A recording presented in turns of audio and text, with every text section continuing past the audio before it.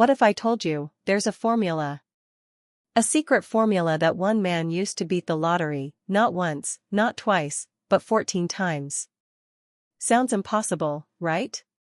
But it's real. And it's not based on luck. It's based on math, strategy, and a little bit of bold thinking. Most people think the lottery is pure chance.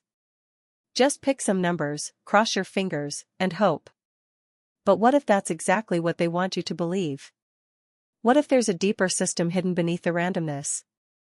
A system used by people who don't just play the game. They break it. In this video, we're diving into a fascinating story. A story of a man who cracked the code behind the lottery. A man who created a step-by-step formula so powerful, governments had to change the rules to stop him. We'll break down this exact formula.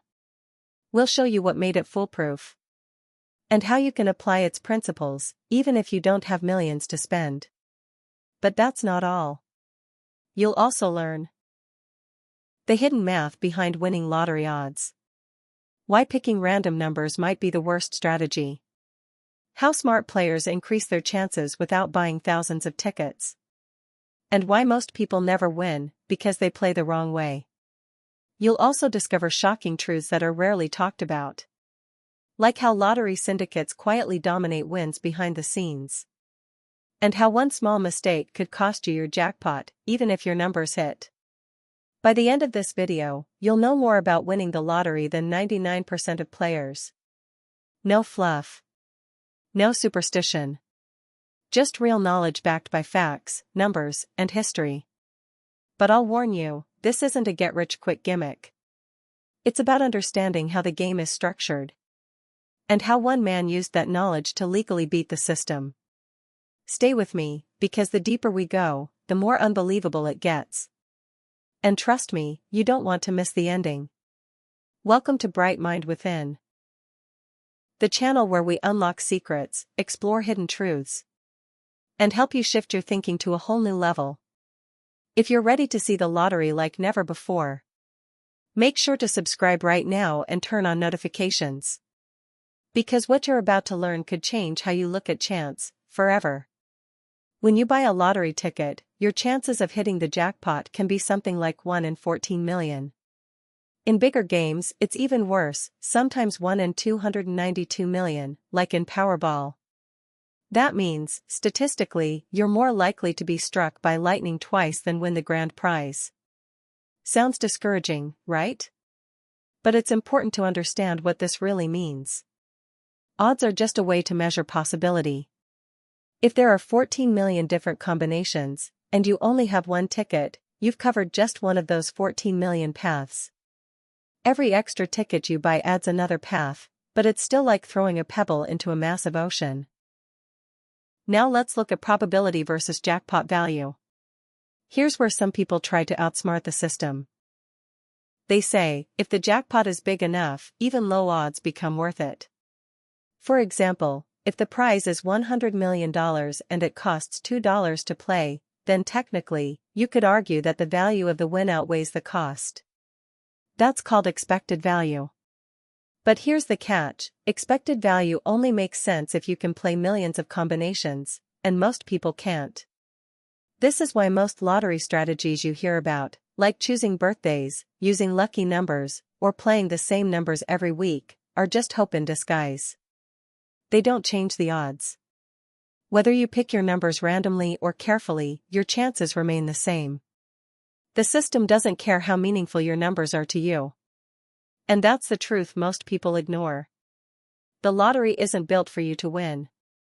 It's built to make you believe you might, while the math says otherwise. But some people figured out how to play smarter. There was one man who didn't just dream of winning the lottery, he engineered it. His name was Stefan Mandel, a Romanian-born economist with a passion for numbers. While most people relied on luck, Mandel relied on math. And he didn't just win once. He won 14 times across different countries, all by following a method he designed himself. His approach wasn't magical. It was mathematical. He created a 6-step formula that, at the time, was completely legal and shockingly effective. The first step? Count all the possible number combinations in a specific lottery. For example, in a 6/49 lottery, there are 13,983,816 possible combinations. Mandel calculated each one. Next, he waited until the jackpot grew larger than the total cost of buying every combination. If it cost $1 per ticket and there were 14 million combinations, the jackpot needed to be much higher, ideally double or more, to guarantee a profit after taxes and expenses. Once the math checked out, he moved to step 3, raise the money. Mandel didn't do this alone. He gathered a team of investors willing to put in large sums of money. In return, they would split the winnings. Then came the boldest part, buying every single possible combination. That meant printing and organizing millions of tickets.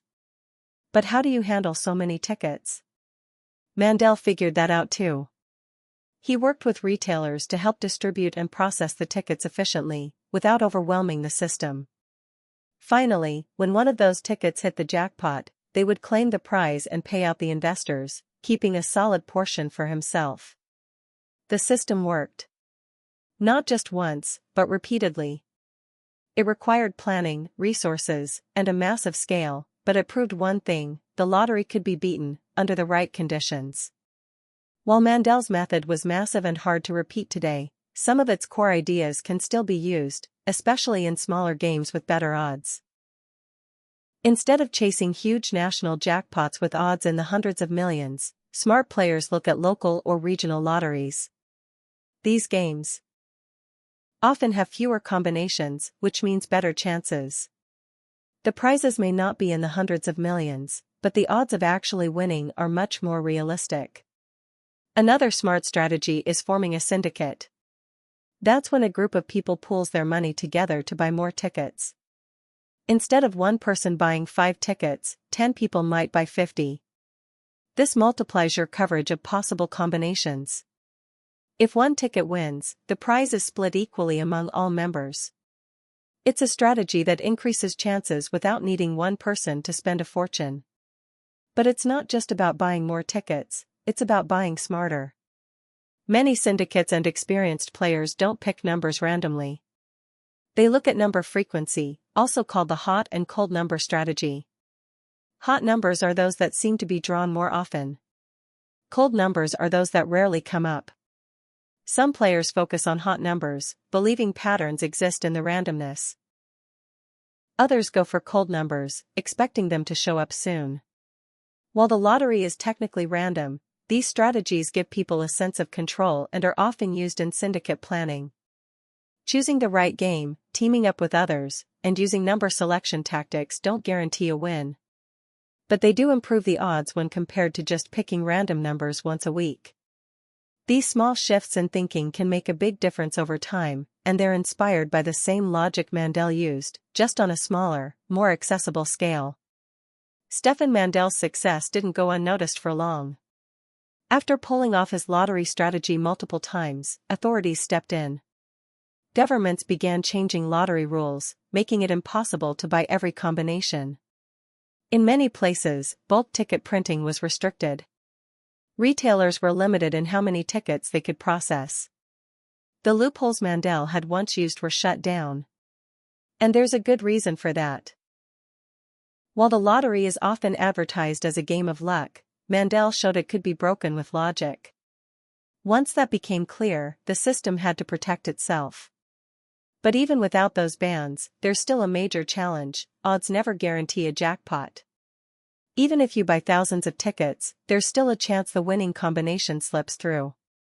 Let's say you cover 10,000 combinations out of 14 million, you've increased your chances, yes, but you're still playing against huge odds. And this leads to the biggest issue of all: resources.